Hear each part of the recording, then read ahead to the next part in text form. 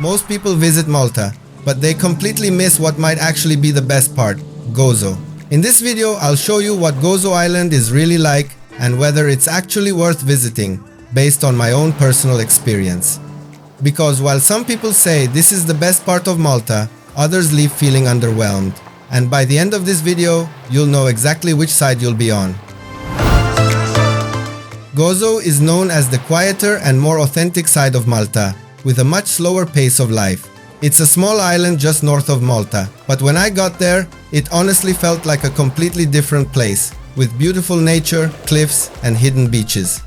Compared to Malta, it's less crowded and more relaxed, but that also means it's not for everyone. Victoria, also known as Rabat, is where I really started to feel the local side of Gozo, with small streets, quiet corners, and a much more authentic atmosphere compared to Malta. The Cittadella, right in the center, ended up being one of my favorite spots, especially for the panoramic views over the island.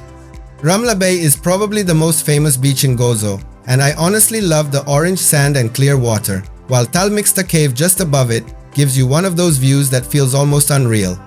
Dwejra Bay is easily one of the most dramatic places on the island, and this was actually one of the spots that surprised me the most, with the inland sea and the blue hole creating a very unique landscape that looks even better in person. Waid al-Gashri is a bit more hidden, but if you're looking for a quieter swimming spot, this is one of those places that genuinely feels like a secret. The Ġgantija Temples are incredibly impressive, especially when you realize they're older than the pyramids, which makes the whole experience even more surreal. Fungus Rock, just off Dwejra Bay, is one of those iconic landmarks you'll instantly recognize, and the surrounding area is just as impressive. Xlendi salt pans offer something completely different, and seeing how salt is still harvested here gives you a glimpse into the island's traditions. Xlendi Bay felt more relaxed and perfect for just sitting down, eating something and enjoying the view. And Magar Harbor is where your Gozo experience really begins, because the moment you arrive, you immediately feel that this island is different. Walking through the old town was honestly one of the best ways I felt the real atmosphere of Gozo, while Marsalforn gave me a more lively seaside vibe with restaurants and people around. Swimming in the blue hole was definitely one of the most unique experiences for me, especially with how clear the water is and how dramatic the surroundings look.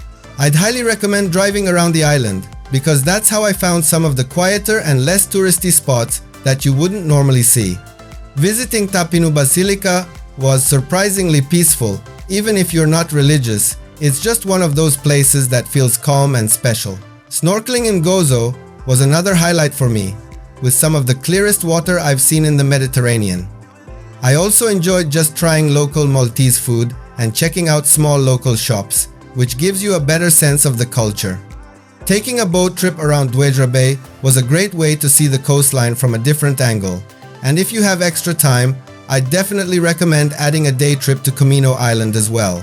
Honestly, this is where Gozo really started to feel very different from Malta for me.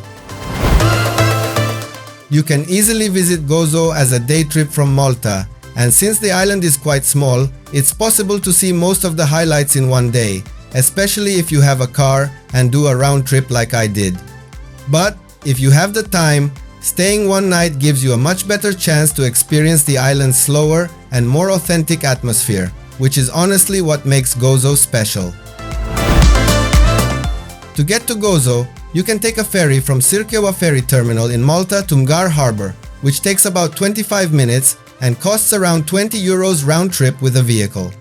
Once you're on the island, there is public transportation available, but I personally found that having a car makes a big difference, especially if you're visiting just for one day and want to explore more efficiently. You can also join organized day tours from Malta, or use hop-on, hop-off buses to see many of the main attractions around the island without worrying too much about planning. If you're planning to stay in Gozo, I personally didn't stay overnight, but if I did, I'd probably choose areas like Victoria for a more central and local experience, or Xlendi and Marsalforn if you prefer being by the sea with restaurants and views. Xlendi in particular felt like a great balance between relaxation and convenience when I visited. But overall, since the island is quite small, your exact location doesn't matter too much, as long as you have a way to get around. In terms of travel costs, Gozo is slightly cheaper than Malta, but not dramatically, especially in popular areas.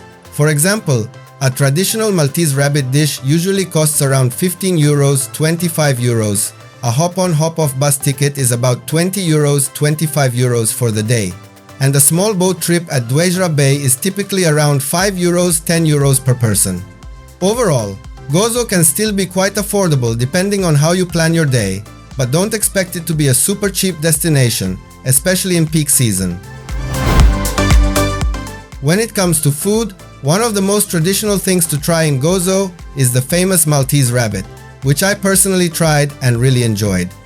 You'll also find plenty of fresh seafood, especially in coastal areas like Marsalforn and Xlendi, where sitting by the sea really makes the whole experience feel even better.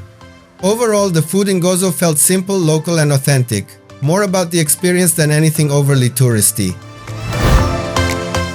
And this is where a lot of people get it wrong. One common mistake is trying to see Gozo without a plan, especially in one day, which can make the whole experience feel rushed and incomplete. Another mistake is relying only on public transport, because it can take much longer to get around compared to having a car. Also, many people expect Gozo to be like the Blue Lagoon or very Instagram perfect. But in reality, it's more about the overall atmosphere than just one stunning spot. And finally, visiting in peak summer without expecting crowds in popular areas can be a bit disappointing if you're not prepared. If you're planning to visit Gozo, I'd highly recommend going early in the morning, especially in summer, because ferries and popular spots can get crowded quite quickly.